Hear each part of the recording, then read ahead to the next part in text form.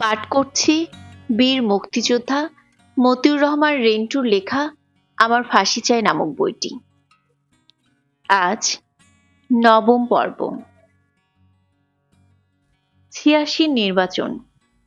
১৯৮৪ সালের ২৮ ফেব্রুয়ারি ছাত্রলীগ নেতা সেলিম ও দেলোয়ার নিহত হওয়ার পর বঙ্গবন্ধু কন্যা জননেত্রী শেখ হাসিনা যার পর নাই চেষ্টা করেও আর ছাত্র আন্দোলন করতে পারলেন না। ইত্যবসরে সামরিক স্বৈরাচার জেনারেল হোসেন মোহাম্মদ এরশাদ পাকাপোক্তভাবে রাষ্ট্রীয় ক্ষমতাকে নিজের সম্পূর্ণ নিয়ন্ত্রণে নিয়ে যায়। যদিও এরই মাঝে নীরবে নিঃশব্দে বেগম খালেদা জিয়ার নেতৃত্বে বিএনপি উল্লেখযোগ্য এক রাজনৈতিক শক্তিতে প্রতিষ্ঠিত হল। এরশাদ তার ক্ষমতাকে নিরঙ্কুশ করে ১৯৮৬তে সংসদ নির্বাচনের ঘোষণা ও প্রস্তাব দেন। এরশাদের প্রস্তাবিত সংসদ নির্বাচনে অংশগ্রহণ করা না করার বিষয় নিয়ে দেশের রাজনৈতিক মহলে ও নেতাদের মধ্যে ব্যাপক আলাপ আলোচনা শুরু হলে বেগম খালেদা জিয়া এবং তার দল বিএনপির পক্ষ থেকে এরশাদের নির্বাচনী ফাঁদে পা না দিয়ে এরশাদ হটাও আন্দোলন করার প্রস্তাব দেয়।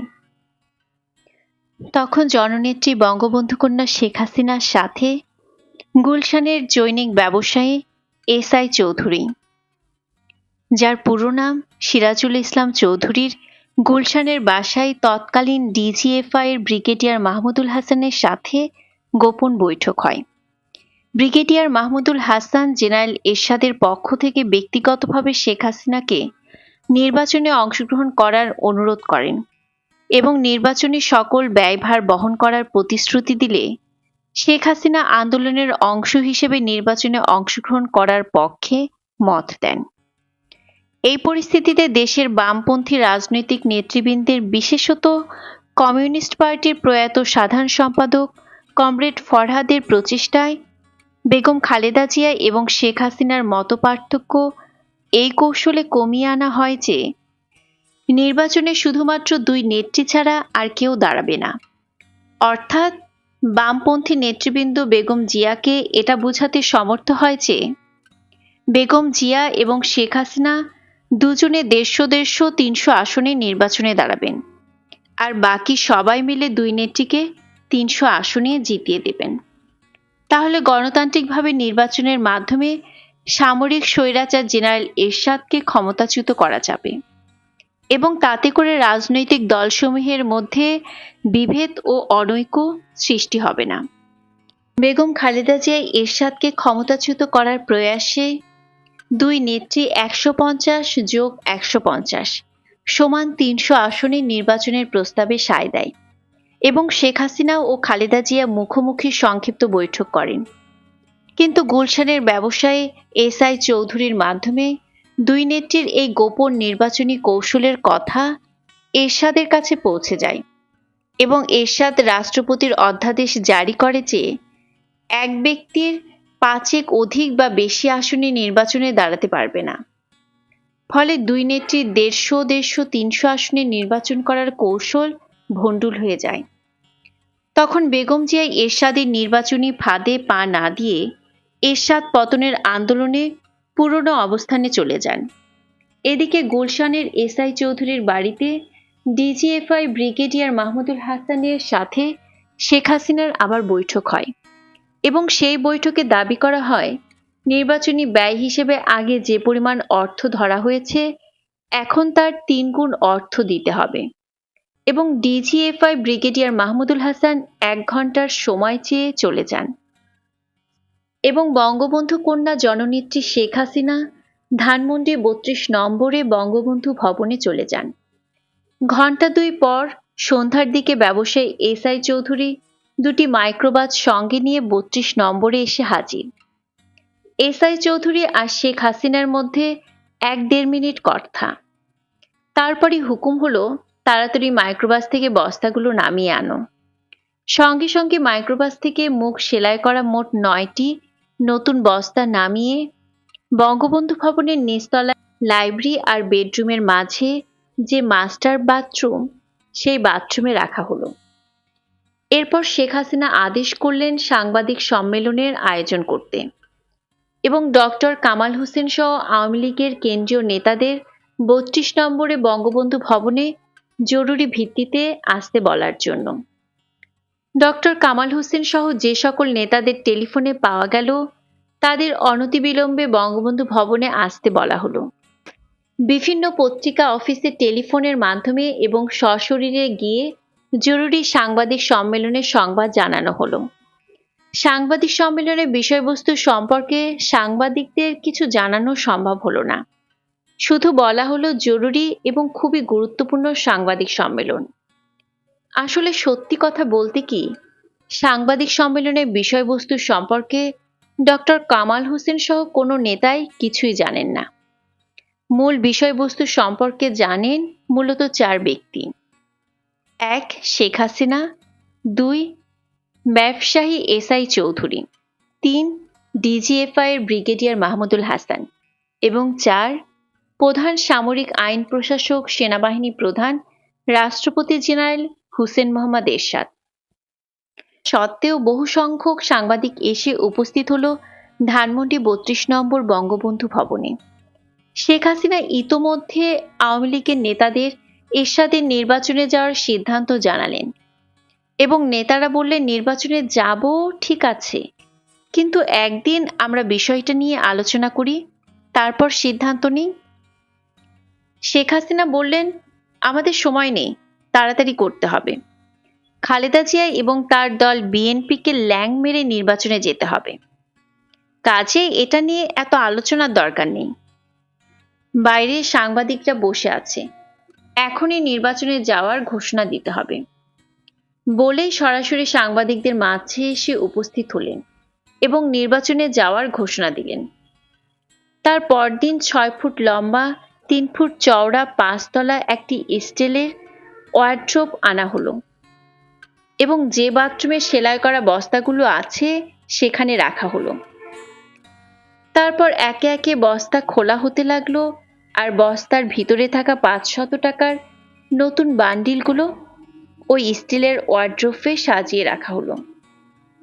সব টাকা ওয়ার্ড্রোবে না ধরায় বাকি টাকা অন্যত্র সরিয়ে ফেলা হলো। শুরু হলো 1986 এর সংসদ নির্বাচনী প্রক্রিয়া। দেশ 2 ভাগে বিভক্ত হলো। এক ভাগ শেখ হাসিনার নেতৃত্বে জেনারেল এরশাদের পাতানো নির্বাচনে জড়িয়ে পড়ল। আরেক ভাগ বেগম খালেদা জিয়ার আহ্বানে এরশাদ পতন ও পাতানো নির্বাচন বর্জন ও ঠেকানোর চেষ্টায় রত হলো। শেখ হাসিনা সর্বশক্তি দিয়ে আওয়ামী লীগ কর্মীদের নির্বাচনে ঝাঁপিয়ে পড়ার জোরদার আহ্বান জানালেন। তিনি বললেন এই নির্বাচনের মাধ্যমে আওয়ামী লীগকে পুনরায় ক্ষমতায় নিতে হবে এবং সামরিক শাসক এরশাদকে বিদায় করতে হবে। শেখ হাসিনার আহ্বানে স্বতঃস্ফূর্তভাবে জনগণ এগিয়ে না এলেও আওয়ামী লীগের কর্মী ও সমর্থকরা স্বতঃস্ফূর্তভাবে এগিয়ে এলো। আওয়ামী লীগের কর্মী ও সমর্থকরা সারা দেশে একটা নির্বাচনী পরিবেশ সৃষ্টি করে তুলল।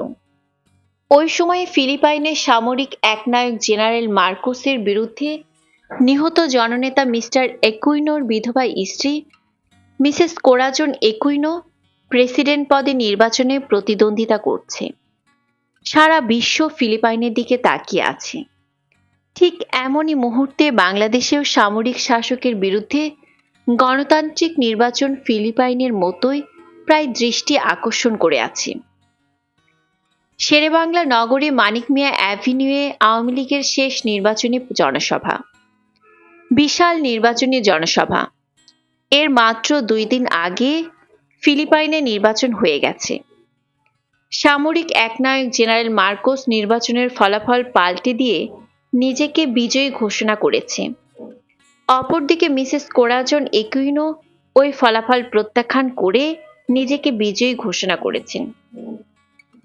মিসেস কোরাজন একুইনোর পক্ষে ফিলিপাইনের জনগণ রাস্তায় নেমেছে, আর সেই জনগণকে দমিয়ে দেওয়ার জন্য একনায়ক মার্কোসের পক্ষে সেনাবাহিনীর ট্যাঙ্ক নিয়ে রাস্তায় বেরিয়ে এসেছে। একদিকে জনগণের বিক্ষোভ, অপরদিকে সামরিক বাহিনীর ট্যাঙ্ক। ফিলিপাইনের অবস্থা গত 2 দিন থেকে খুবই উত্তপ্ত। জনগণও বিক্ষোভে সামিল হওয়ার জন্য জেনারেল মার্কোসের কারফিউ ভেঙে রাস্তায় বেরিয়ে এসেছে। আর সেই জনগণের দিকে তাক করে ট্যাঙ্ক নিয়ে ধেয়ে আসছে সেনাবাহিনী। ফিলিপাইনের দিকে সারা পৃথিবীর দৃষ্টি যতখানি গভীর, বাংলাদেশের জনগণের দৃষ্টি তার চাইতে অনেক বেশি গভীর। ফিলিপাইনের মতো বাংলাদেশেও প্রায় একই অবস্থা, একই ঘটনা। জনগণ বনাম সামরিক বাহিনী, নির্বাচিত জনপ্রতিনিধি বনাম সামরিক একনায়ক। বাংলাদেশের জনগণ সজাগ ও সূক্ষ্ম দৃষ্টি রেখেছে ফিলিপাইনের শেষ পরিণতির দিকে। ফিলিপাইনের উত্তাপ বাংলাদেশের জনগণের অনুভূতিতে লাগছে। এমনই মুহূর্তে শেখ হাসিনার আওয়ামী লীগের শেষ নির্বাচনে বিশাল জনসভা চলছে। হঠাৎ মঞ্চের নেতার বক্তৃতা বন্ধ করে মাইকে ঘোষণা করা হলো, ফিলিপাইনের এক নায়ক জেনারেল মার্কোস দেশ থেকে পালিয়ে গিয়েছে। ঘোষণার সঙ্গে সঙ্গে বিদ্যুৎ গতিতে জনতা উল্লাসে ফেটে পড়ল। মনে হলো যেন বাংলাদেশ থেকে জেনারেল এরশাদ পালিয়ে গেছে এবং শেখ হাসিনা ক্ষমতায় এসেছেন। মঞ্চের নেতারা একে অপরকে বুকে জড়িয়ে ধরে কোলাকুলি করলেন। এ যেন পথের দিশা পাওয়া গেল। বাংলাদেশেও একই ঘটনার পুনরাবৃত্তি ঘটতে যাচ্ছে। দুদিন পর বাংলাদেশের নির্বাচন হলো। জেনারেল এরশাদ জেনারেল মার্কোসের ন্যায় মিডিয়া কু করে ফলাফল পাল্টিয়ে দিয়ে নিজের দল জাতীয় পার্টিকে বিজয়ী ঘোষণা করল। অপরদিকে শেখ হাসিনা ওই ফলাফল প্রত্যাখ্যান করে ফিলিপাইনের মিসেস কোরাজন একুইনোর মতো নিজেকে বিজয়ী ঘোষণা করলেন। জেনারেল এরশাদ পার্লামেন্ট অধিবেশন ডাকল, শেখ হাসিনাও পাল্টা পার্লামেন্ট অধিবেশন ডাকলেন। জেনারেল এরশাদের পার্লামেন্ট অধিবেশন হলো পার্লামেন্ট হাউসে। শেখ হাসিনার পার্লামেন্ট অধিবেশন শুরু হলো পার্লামেন্টের সিঁড়িতে। এইভাবে কয়েকদিন চলতে লাগলো। একদিন সন্ধ্যার পর গুলশানের ব্যবসায়ী এসআই চৌধুরী ধানমন্ডি ৩২ নম্বরে বঙ্গবন্ধু ভবনে ৩টি মাইক্রোবাস নিয়ে এলেন।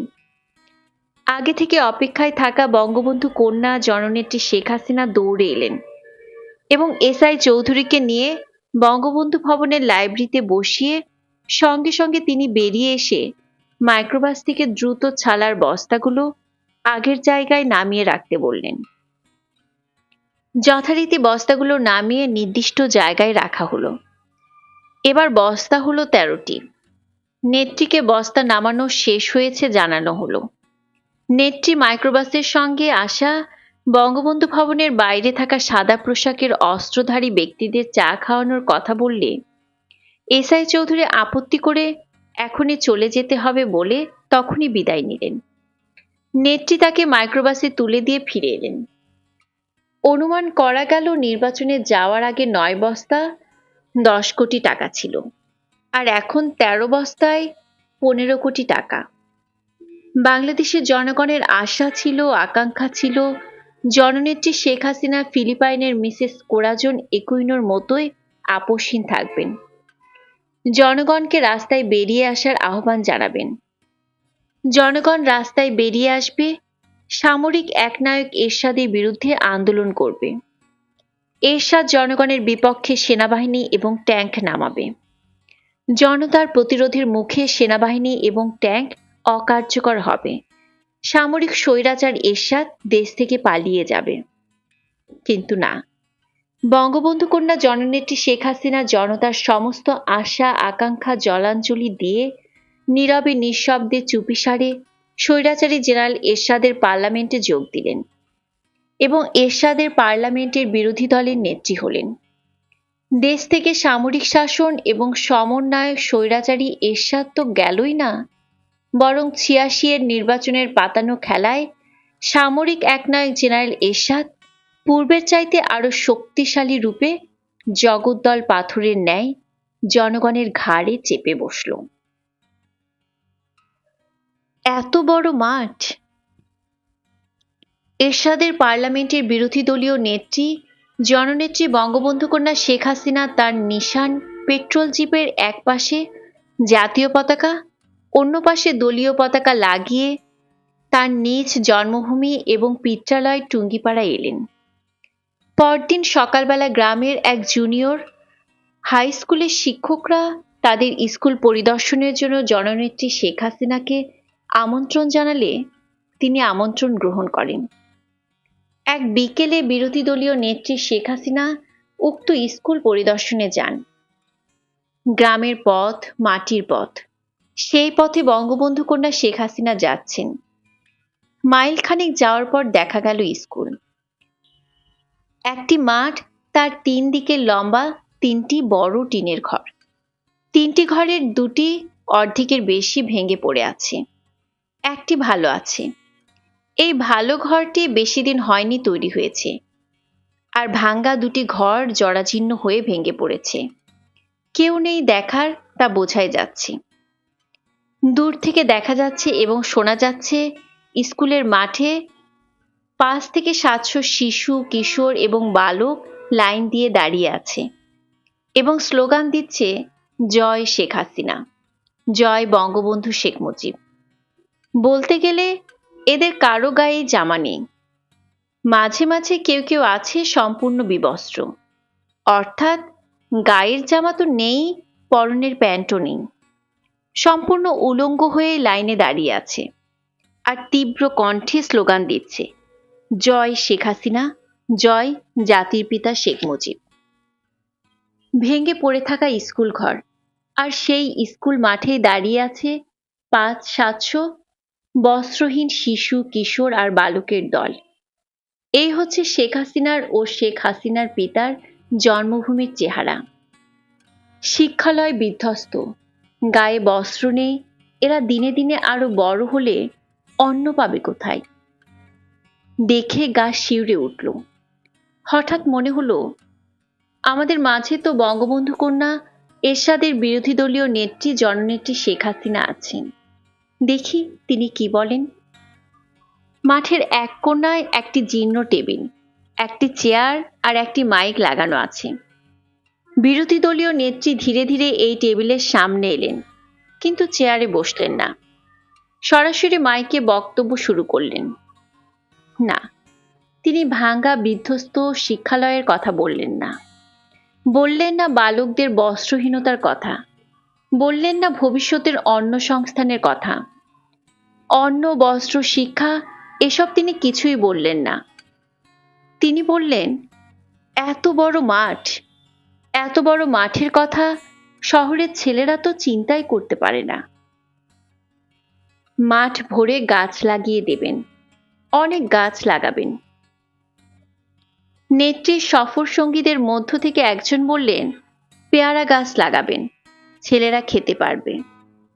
সঙ্গে সঙ্গে বিরোধী দলীয় নেত্রী বললেন, হ্যাঁ হ্যাঁ, পেয়ারা গাছ লাগাবেন, এই ছেলেরা খেতে পারবে।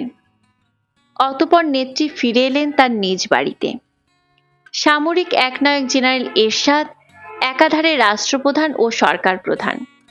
জননেত্রী শেখ হাসিনা তার রাবার স্ট্যাম্প পার্লামেন্টের বিরোধী দলীয় নেত্রী। অপরদিকে গৃহবধূ বেগম খালেদা জিয়া আপোষহীন মনোভাব নিয়ে তার সংগঠন বিএনপিকে শক্ত ভিতের উপর দাঁড় করিয়ে একক আন্দোলনের চেষ্টায় রত। জনগণের কাছে ধীরে ধীরে বেগম খালেদা জিয়া আপোষহীন নেত্রী হিসেবে ঠাঁই পেতে শুরু করেছেন এবং মাঝে মাঝে আন্দোলনের কর্মসূচি দেওয়াও আরম্ভ করেছেন। বেগম জিয়ার আন্দোলনের কর্মসূচির সঙ্গে তাল মিলিয়ে শেখ হাসিনাও কৌশলে কর্মসূচি দিয়ে যাচ্ছেন। আন্দোলন আন্দোলন খেলা। স্বৈরাচার জেনারেল এরশাদের সঙ্গে বঙ্গবন্ধু কন্যা জননেত্রী শেখ হাসিনাকে রেখে বেগম খালেদা জিয়া একক আন্দোলন করলে কাঙ্ক্ষিত ফল আসবে না ভেবে মোটরসাইকেল আরোহী আন্দোলনের আন্তরিকতার বিষয়ে প্রশ্ন করলে বঙ্গবন্ধু কন্যা শেখ হাসিনা জবাব দেন, আমি আছি ম্যাডামের পেছনে পেছনে। ম্যাডাম যে কর্মসূচি দেবে আমিও সেই কর্মসূচি দেব, যাতে মনে হয় আমিও আন্দোলনে আছি। আন্দোলন সফল করে তোলার প্রশ্নে আওয়ামী লীগ কর্মীদের বলিষ্ঠ ভূমিকার বিষয়ে জানতে চাওয়া হলে জননেত্রী শেখ হাসিনা বলেন, আওয়ামী লীগ কর্মীদের বলে দিবে তারা যেন আন্দোলন আন্দোলন খেলা করে, কিন্তু আন্দোলন যেন না করে। অর্থাৎ আন্দোলনের সাথে থেকে আন্দোলনের পিঠে ছুরি মারতে হবে, ম্যাডামকে ব্যর্থ করে ঘরে বসিয়ে দিতে হবে, আর যাতে রাজনীতির নাম না নেয়। জনগণ এবং আওয়ামী লীগের মাঠ কর্মীরা এরশাদ পতনের আন্দোলনের জন্য এতই উদ্গ্রীব যে আন্দোলন প্রশ্নে বঙ্গবন্ধু কন্যা জননেত্রী শেখ হাসিনার স্পষ্ট নির্দেশ থাকা সত্ত্বেও তারা আন্দোলনে বলিষ্ঠ ভূমিকা পালন করতে থাকে। যখন আওয়ামী লীগের কর্মীদের কাছে জননেত্রী শেখ হাসিনার আন্দোলন না করার গোপন নির্দেশ পৌঁছানো হলো, তখন আওয়ামী লীগ কর্মীরা সভানেত্রী শেখ হাসিনার মুখ থেকে সরাসরি এই নির্দেশ শুনতে চাইল। কিন্তু বঙ্গবন্ধু কন্যা শেখ হাসিনার পক্ষে সরাসরি এই নির্দেশ দেওয়া সম্ভব হলো না। ফলে আন্দোলনের নেতৃত্ব দিতে থাকলেন বেগম খালেদা জিয়া, আর জীবন দিতে থাকলো নূর হোসেন সহ আওয়ামী লীগ কর্মীরা। ৮৬ পার্লামেন্ট ভেঙে দেয়া। ১৯৮৭ সালের ১০ই নভেম্বর ঢাকায় আওয়ামী যুবলীগ কর্মী নূর হোসেন বুকে স্বৈরাচার নিপাত যাক আর পিঠে গণতন্ত্র মুক্তি পাক লিখে বিক্ষোভ মিছিল করার সময় পুলিশের গুলিতে নিহত হলে দেশি এবং বিদেশি, বিশেষ করে বহির্বিশ্বের প্রচার মাধ্যমে তা ফলাও করে প্রচার করে। ফলে সামরিক একনায়ক হোসেন মোহাম্মদ এরশাদ খুবই অসন্তুষ্ট এবং রাগান্বিত হন। আওয়ামী লীগের কর্মীদের আন্দোলনে বলিষ্ঠ ভূমিকা থাকায় এরশাদ মনে করেন যে শেখ হাসিনা তলে তলে কর্মীদের তার বিরুদ্ধে লেলিয়ে দিয়েছেন। তিনি এই বলে মন্তব্য করেন যে আমার খাবে আমার পড়বে, আবার আমার সাথে গাদ্দারি। শেখ হাসিনা গাদ্দারি করবে, আমার সাথে বেইমানি করবে, নাফরমানি করবে। আমি শেখ হাসিনাকে বিরোধী দলীয় নেত্রী বানিয়ে মন্ত্রীর মর্যাদা দিয়েছি, মন্ত্রীর চেয়ে বেশি সুযোগ সুবিধা দিচ্ছি, দেশ চালনা থেকে শুরু করে সবকিছুতেই ভাগাভাগি করছি, আর তলে তলে আমার সাথে গাদ্দারি নফরমানি। আমি আর শেখ হাসিনাকে কোনো ভাগ দেব না, বিরোধী দলের নেত্রীও রাখব না। জননেত্রী বঙ্গবন্ধু কন্যা বিরোধী দলীয় নেত্রী শেখ হাসিনা ব্যবসায়ী এসআই চৌধুরী এবং ডিজিএফআই মাহমুদুল হাসানের মাধ্যমে এরশাদকে আন্দোলনে তার অনাগ্রহ, অনিচ্ছা এবং আন্দোলনের নামে আন্দোলনের সাথে সম্পৃক্ত থেকে পিছন থেকে ছুরি মেরে আন্দোলনকে ভণ্ডুল করে দেওয়ার চেষ্টার বিষয়টা অনেক বোঝাবার চেষ্টা করেছেন। কিন্তু এরশাদ নাছোড়বান্দা। তার এক কথা, আন্দোলনের নামে পেছন থেকে আন্দোলনকে ছুরি মারতে হবে না, আন্দোলনের বিরুদ্ধে আমাকে প্রকাশ্যে সরাসরি সমর্থন দিতে হবে, নইলে আমি পার্লামেন্টও রাখব না, শেখ হাসিনাকেও বিরোধী দলীয় নেত্রী রাখব না। বিরোধী দলীয় নেত্রী থাকতে হলে এবং মন্ত্রীর মর্যাদা সহ অন্যান্য সকল সুযোগ সুবিধা পেতে হলে আমাকে কোনো প্রকার রাগঢাক না করে ঢালাওভাবে সমর্থন করতে হবে। শেখ হাসিনা কৌশলগত কারণে প্রকাশ্যে সরাসরি ঢালাওভাবে জেনারেল এরশাদকে সমর্থন করতে অক্ষমতা প্রকাশ করলে অবশেষে এরশাদ ১৯৮৮ সালে মাত্র ২ বছর আগে গড়া তার নীল নকশার পার্লামেন্ট ভেঙে দেন এবং নতুন করে দ্বিতীয়বার তার নীল নকশার পার্লামেন্ট নির্বাচন দিয়ে জাসদের আসমর রবকে পার্লামেন্টের বিরোধী দলের নেতা বানান। এরশাদের পতন ও তত্ত্বাবধায়ক সরকার। জনতা স্বৈরাচারী এরশাদ বিরোধী আন্দোলনের সর্বোচ্চ ত্যাগ স্বীকারে প্রস্তুত হয় এবং বেগম জিয়া ভেতরে ভেতরে জনতার মাঝে আপসীন নেত্রী রূপে প্রতিষ্ঠিত হন। অবস্থা বেগতিক দেখে শেখ হাসিনা বেগম খালেদা জিয়ার আন্দোলনের সাথে পুরোপুরি সম্পৃক্ত হওয়া ছাড়া কোনো গত্যন্তর থাকে না। আগে থেকে আওয়ামী লীগের মাঠ কর্মীরা এরশাদ হটাও আন্দোলনে তাদের বলিষ্ঠ ভূমিকা বজায় রেখেছে। এখন শেখ হাসিনা বাধ্য হয়ে আন্দোলনে আসায় আন্দোলন আরও বেগবান হয়েছে। জননেত্রী শেখ হাসিনা ও দেশনেত্রী খালেদা জিয়া দুই নেত্রীর আন্দোলন প্রসঙ্গে বৈঠক হলো। আন্দোলন আরও তুঙ্গে উঠল। দুর্বার গণ আন্দোলন চলতে থাকলো। স্বৈরাচারী সামরিক একনায়ক জেনারেল এরশাদ কারফিউ জারি করলো, সেনাবাহিনীকে জনগণের বিপক্ষে রাস্তায় নামালো। কিন্তু জনগণকে দমানো গেল না। জনগণ ইস্পাত দৃঢ় ঐক্য গড়ে জেনারেল এরশাদের কারফিউ ভাঙল, সেনাবাহিনীর সাথে সংঘর্ষ শুরু করলো। সারা দেশে স্ফুলিঙ্গের মতো আন্দোলনের আগুন ছড়িয়ে পড়ল। ছাত্র, যুবক আর জনতার আন্দোলনের মুখে বিশ্ব বেহায়া স্বৈরাচারী এরশাদের সকল কূটকৌশল আর শক্তি পরাস্ত হতে থাকল। জেনারেল এরশাদ ছাত্রনেতাদের ক্রয় করার জন্য শত কোটি টাকা খরচ করল এবং জেলখানা থেকে দাগী অপরাধীদের ছাড়িয়ে এনে কোটি কোটি টাকা আর অস্ত্র দিয়ে আন্দোলন দমানোর ব্যবস্থা করল। এই দাগী অপরাধীরাই 1990 সালের 27 নভেম্বর তারিখে ঢাকা বিশ্ববিদ্যালয়ের লাইব্রেরির পূর্ব দক্ষিণ কোণায় দূর থেকে গুলি করে ডাক্তার মিলনকে হত্যা করল। ডক্টর মিলন নিহত হওয়ার সঙ্গে সঙ্গে ছাত্র জনতার আন্দোলন দাবানলের রূপ নিল। আন্দোলন নতুন মোড় নিল, ঠিক যেমন 1969-এ আসাদ হত্যার পর হয়েছিল। অনির্দিষ্টকালের হরতাল, অনির্দিষ্টকালের কারফিউতে দেশের সমস্ত কিছু অচল। চলছিল শুধু পিকেটিং, মিছিল, টিয়ার গ্যাস আর গুলি। তখন স্বৈরাচারী হোসেন মোহাম্মদ এরশাদ সম্পূর্ণ ভেঙে বিধ্বস্ত হয়ে পড়ে এবং তারপরই পদত্যাগ করার সিদ্ধান্ত নেয়। এই পদত্যাগের সিদ্ধান্ত কার্যকরী করার জন্য প্রথমে উপরাষ্ট্রপতি ব্যারিস্টার মওদুদ আহমেদ পদত্যাগ করেন এবং সুপ্রিম কোর্টের প্রধান বিচারপতি শাহাবুদ্দিন আহমেদ উপরাষ্ট্রপতি হন।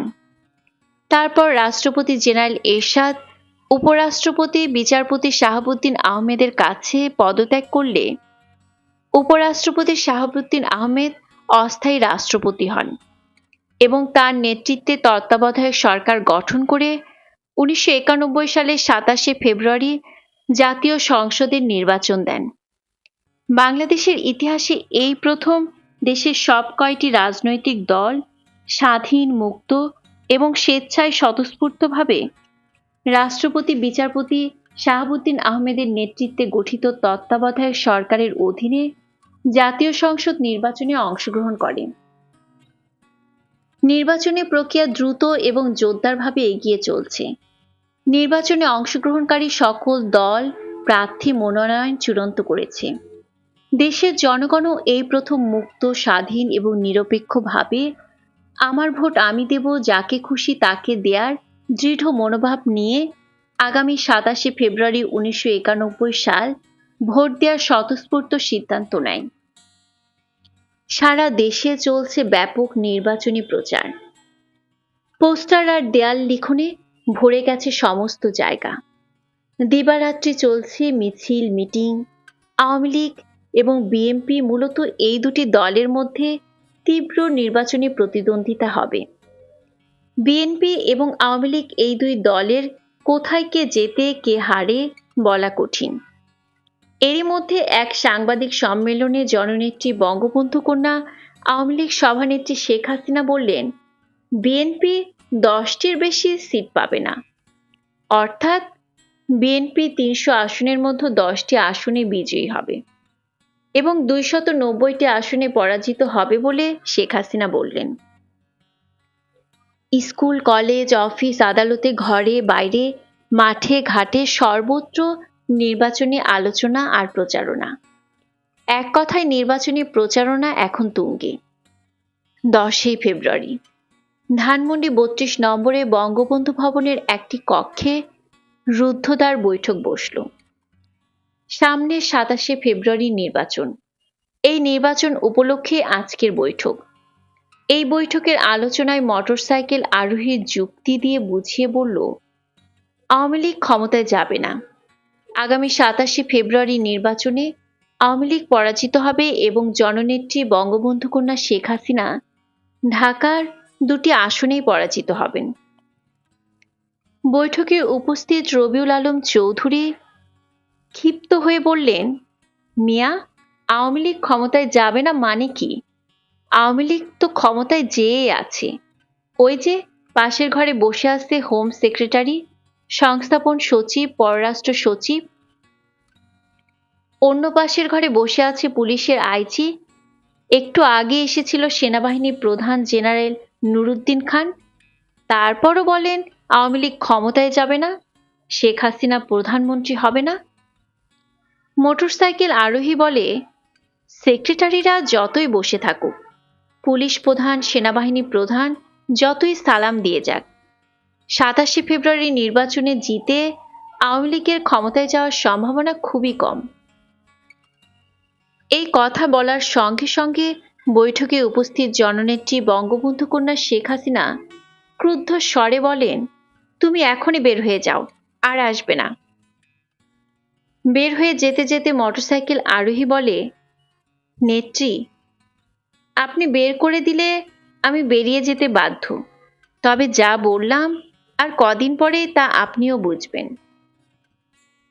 1991 এর 27 ফেব্রুয়ারি শুধু বাংলাদেশের নির্বাচনী ইতিহাসে নয়, উপমহাদেশের নির্বাচনী ইতিহাসে এক নজিরবিহীন দৃষ্টান্ত স্থাপন করে নরনারী নির্বিশেষে জনগণ হাসতে হাসতে নিজেদের ভোটাধিকার প্রয়োগ করল। ভোট গণনায় দেখা গেল আওয়ামী লীগ পরাজিত হল। ঢাকার 2 আসনের জননেত্রী বঙ্গবন্ধু কন্যা শেখ হাসিনা বিপুল ভোটে ব্যক্তিগতভাবে পরাজিত হলেন। বেগম খালেদা জিয়া এবং তার দল বিএনপি নির্বাচনে বিজয়ী হলেন। জননেত্রী বঙ্গবন্ধু কন্যা শেখ হাসিনা নির্বাচনী ফলাফল প্রত্যাখ্যান করে বললেন, ভোটে সূক্ষ্ম কারচুপি হয়েছে, আর সূক্ষ্ম কারচুপির মাধ্যমে আমাকে পরাজিত করা হয়েছে। আমি এই ফলাফল মানি না এবং বেগম জিয়া সরকার গঠন করলে আমি 1 মিনিটও খালেদা জিয়াকে সুস্থ থাকতে দেব না। পদত্যাগ নাটক। হঠাৎ জননেত্রী বঙ্গবন্ধু কন্যা শেখ হাসিনা সাংবাদিকদের কাছে ঘোষণা করলেন, তিনি আওয়ামী লীগের সভানেত্রীর পদ থেকে পদত্যাগ করছেন। সংশ্লিষ্ট সকল মহলে এই পদত্যাগের ঘটনা আলোড়ন সৃষ্টি করল। আওয়ামী লীগের কেন্দ্রীয় কমিটির নেতারা তো হতবাক, হতবাক কেন্দ্রীয় অফিস নির্বাহীরা। বলা নেই কওয়া নেই, দলের সভানেত্রী শেখ হাসিনা ঘোষণা করলেন তিনি পদত্যাগ করছেন। কিন্তু তিনি পদত্যাগ করলেন কার কাছে? কোথায় তার পদত্যাগপত্র? দলের কেন্দ্রীয় কার্যালয়ে কোনো কেন্দ্রীয় নির্বাহীর কাছে সভানেত্রীর পদত্যাগপত্র নেই। কেন্দ্রীয় নির্বাহী কমিটির মিটিংয়েও তিনি পদত্যাগ করলেন না। তাহলে তিনি পদত্যাগ করলেন কোথায় এবং কার কাছে? তিনি পদত্যাগ করেছেন বলে সাংবাদিকদের কাছে ঘোষণাই বা করলেন কিভাবে? সভানেত্রী শেখ হাসিনার এই পদত্যাগের বিষয় নিয়ে দলের ভেতর ও বাইরে চলছে জল্পনা কল্পনা। কেউ বলছেন না তিনি পদত্যাগ করেননি, কেউ বলছেন না তিনি স্বয়ং পদত্যাগ করেছেন বলে ঘোষণা দিয়েছেন। এদিকে বঙ্গবন্ধু কন্যা সভানেত্রী শেখ হাসিনা তার পদত্যাগ প্রত্যাহার করার দাবিতে ছাত্রলীগ ও যুবলীগ কর্মীদের ব্যাপক মিছিল, মিটিং এবং আমরণ অনশন করার নির্দেশ দেন।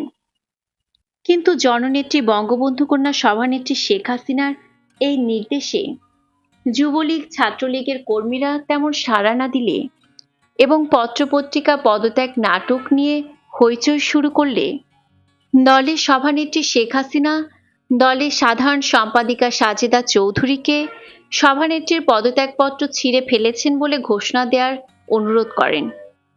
এই অনুরোধের পরিপ্রেক্ষিতে সাজেদা চৌধুরী সভানেত্রী শেখ হাসিনা তার কাছে পদত্যাগপত্র দিলে তিনি তা ছিঁড়ে ফেলেছেন বলে ঘোষণা দেন এবং পদত্যাগ নাটকের অবসান ঘটল।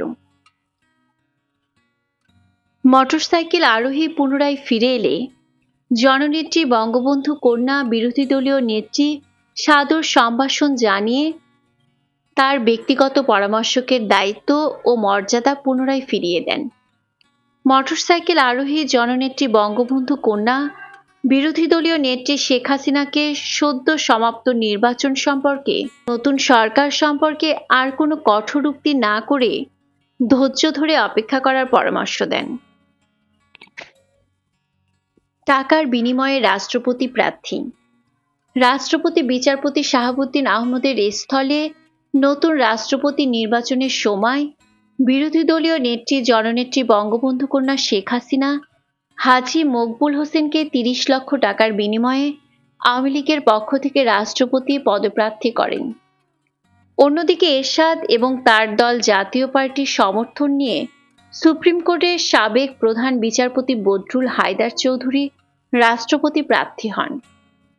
বিরোধী দলীয় নেত্রী জননেত্রী বঙ্গবন্ধু কন্যা শেখ হাসিনা হাজী মকবুলকে রাষ্ট্রপতি প্রার্থী করে রাখলে তার ও তার দল আওয়ামী লীগের ভাবমূর্তি ক্ষুণ্ণ হবে, ঐতিহ্য নষ্ট হবে ইত্যাদি বুঝিয়ে সাবেক প্রধান বিচারপতি বদরুল হায়দার চৌধুরীকে সম্মিলিত বিরোধী দলীয় প্রার্থী করার পরামর্শ দিলে এক পর্যায়ে শেখ হাসিনা রাজি হন এবং বিচারপতি বদরুল হায়দার চৌধুরীকে ধানমন্ডি ৩২ নম্বরে বঙ্গবন্ধু ভবনে ডেকে এনে আলাপ আলোচনা শেষে জননেত্রী বিরোধী দলীয় নেত্রী বঙ্গবন্ধু কন্যা শেখ হাসিনা বিচারপতি বদরুল হায়দার চৌধুরীকে জামাতে ইসলামী বাংলাদেশের আমির, যুদ্ধাপরাধী ৭১-এর ঘাতক অধ্যাপক গোলাম আজমের সঙ্গে দেখা করে দোয়া নিয়ে আসার জন্য বলেন। এদিকে হাজী মকবুল হোসেনকে রাষ্ট্রপতি প্রার্থিতা প্রত্যাহার করার জন্য বিরোধী দলীয় নেত্রী শেখ হাসিনা নির্দেশ দিলেও হাজী মকবুল প্রার্থিতা প্রত্যাহার করতে গড়িমসি শুরু করেন। এক পর্যায়ে হাজী মকবুল বঙ্গবন্ধু কন্যা শেখ হাসিনাকে দেয়া তার ৩০ লক্ষ টাকা ফেরত না পেলে রাষ্ট্রপতি প্রার্থিতা প্রত্যাহার করতে অস্বীকৃতি জানায়। তখন জননেত্রী বিরোধী দলীয় নেত্রী বঙ্গবন্ধু কন্যা শেখ হাসিনা ধানমন্ডি ৩২ নম্বরে বঙ্গবন্ধু ভবনে লোক দিয়ে হাজী মকবুলকে ডেকে এনে প্রথমে ধমকে জিজ্ঞেস করেন তার মতো লোকের পক্ষে আওয়ামী লীগের রাষ্ট্রপতি প্রার্থী হওয়া সাজে কিনা। তারপর বলেন, আমি আপনার মতো লোককে আওয়ামী লীগের রাষ্ট্রপতি প্রার্থী করে বিরল সম্মানের ও মর্যাদার অধিকারী করেছি। এটা কি আপনার জন্য যথেষ্ট নয়? তাছাড়া নির্বাচনে তো জিতবেনই না, রাষ্ট্রপতি তো হতেই পারবেন না। এখন সম্মানের সাথে চুপচাপ বসে পড়েন। হাজী মকবুল আমতা আমতা করতে থাকলে বঙ্গবন্ধু কন্যা শেখ হাসিনা বলেন, আপনি যা করেছেন, যা দিয়েছেন, ভবিষ্যতে আমি তা মনে রাখব এবং পুষিয়ে দিব। এই নিয়ে আর উচ্চবাক্য করে ভবিষ্যৎ খোয়াবেন না। নিঃশব্দে পদত্যাগ করে আমার প্রতি আনুগত্য দেখান। অতঃপর আওয়ামী লীগের রাষ্ট্রপতি প্রার্থী মকবুল হোসেন ভবিষ্যতের আশায় প্রার্থিতা প্রত্যাহার করে জননেত্রী বঙ্গবন্ধু কন্যা শেখ হাসিনার প্রতি আনুগত্য প্রকাশ করে। জাহানারা ইমাম ও শেখ হাসিনা। বেগম খালেদা জিয়া বাংলাদেশের প্রধানমন্ত্রী এবং শেখ হাসিনা বিরোধী দলীয় নেত্রী। প্রধানমন্ত্রী বেগম খালেদা জিয়া এবং বিরোধী দলীয় নেত্রী শেখ হাসিনার মাঝে সহযোগিতা সম্প্রীতি দূরের কথা, বরং বৈরিতা এবং হিংসা আগের চেয়ে আরো তীব্র হল। এই সুযোগে স্বাধীনতা বিরোধী মৌলবাদী রাজনৈতিক দল জামাতে ইসলামী তাদের নেপথ্যের মূল নেতা যুদ্ধ অপরাধী ঘাতক গোলাম আজমকে জামাতে ইসলামীর আমির বানায়। এর প্রতিবাদে এবং যুদ্ধ অপরাধী ঘাতক গোলাম আজম সহ সকল যুদ্ধ অপরাধীর বিচারের দাবিতে ১৯৯২ সালের ১১ই ফেব্রুয়ারি শহীদ জননী জাহানারা ইমাম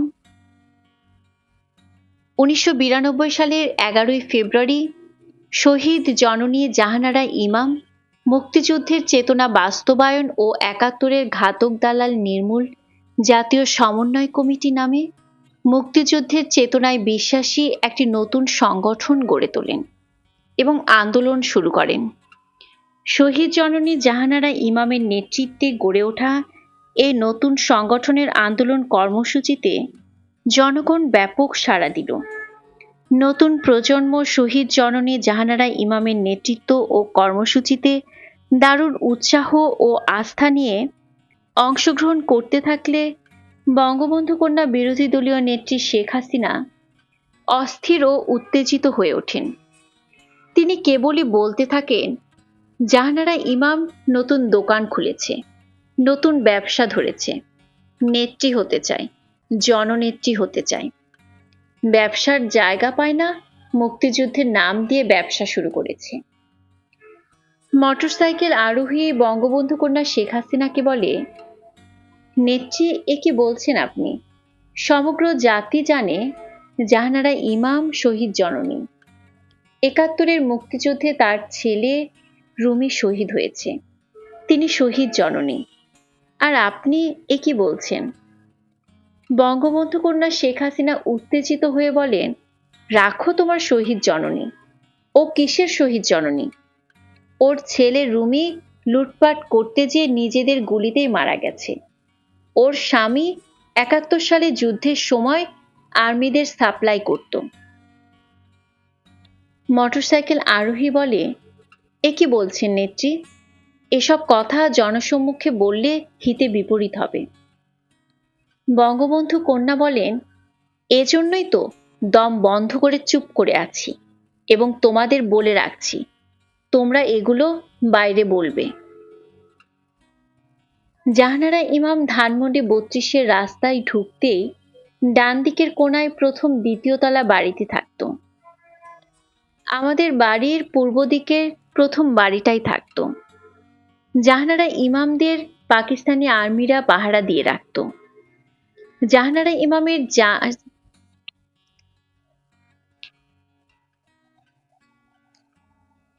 জাহানারা ইমাম ধানমন্ডি ৩২-এর রাস্তায় ঢুকতেই ডান দিকের কোণায় প্রথম দ্বিতীয় তলা বাড়িতে থাকত।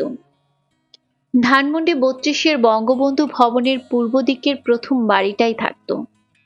জাহানারা ইমামদের পাকিস্তানি আর্মিরা পাহারা দিয়ে রাখত।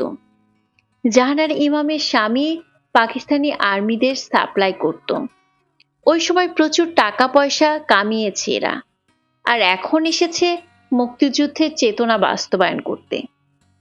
আসলে জাহানারা ইমাম এসেছে আমার নেতৃত্ব দখল করতে। আমি নির্বাচনে হেরেছি, এই সুযোগে তলে তলে খালেদা জিয়ার সাথে লাইন করে জননেত্রী হওয়ার পরিকল্পনায় আছে জাহানারা ইমাম। আর তাই গোলাম আজমের বিচার, যুদ্ধ অপরাধীদের বিচার, মুক্তিযুদ্ধের চেতনা বাস্তবায়ন ইত্যাদি নানা কথার আড়ালে নেত্রী হওয়ার খায়েশে আছে। তোমরা এর থেকে সাবধান থাকবে এবং আমাদের সকল কর্মীদের সাবধান রাখবে, কেউ যেন জাহানারা ইমামের খপ্পরে না পড়ে। মোটরসাইকেল আরোহীর প্রশ্ন, নেত্রী, আপনি কি জাহানারা ইমামের ঘাতক দালাল নির্মূল কমিটির কর্মসূচিতে যাবেন না? বঙ্গবন্ধু কন্যা শেখ হাসিনা জবাব দেন, সে আমি যাই বা না যাই, তোমরা যাবে না, আর আওয়ামী লীগের কোনো কর্মীকে যেতে দেবে না। বোঝো না, আমার তো ইচ্ছে না থাকলেও অনেক জায়গায় যেতে হয়। জাহানারা ইমামের মুক্তিযুদ্ধের নামে দেয়া কর্মসূচিতে হয়তো আমি কৌশলগত কারণে যাব, কিন্তু তোমরা যাবে না। বঙ্গবন্ধু কন্যা শেখ হাসিনা জবাব দেন, সে আমি যাই বা না যাই, তোমরা যাবে না, আর আওয়ামী লীগের কোনো কর্মীকে যেতে দেবে না। বোঝো না, আমার তো ইচ্ছে না থাকলেও অনেক জায়গায় যেতে হয়। জাহানারা ইমামের মুক্তিযুদ্ধের নামে দেয়া কর্মসূচিতে হয়তো আমি কৌশলগত কারণে যাব, কিন্তু তোমরা যাবে না। জাহানারা ইমাম ধানমন্ডি ৩২-এর রাস্তায় ঢুকতে ডান দিকের কোণায় প্রথম দ্বিতীয় তলা বাড়িতে থাকত।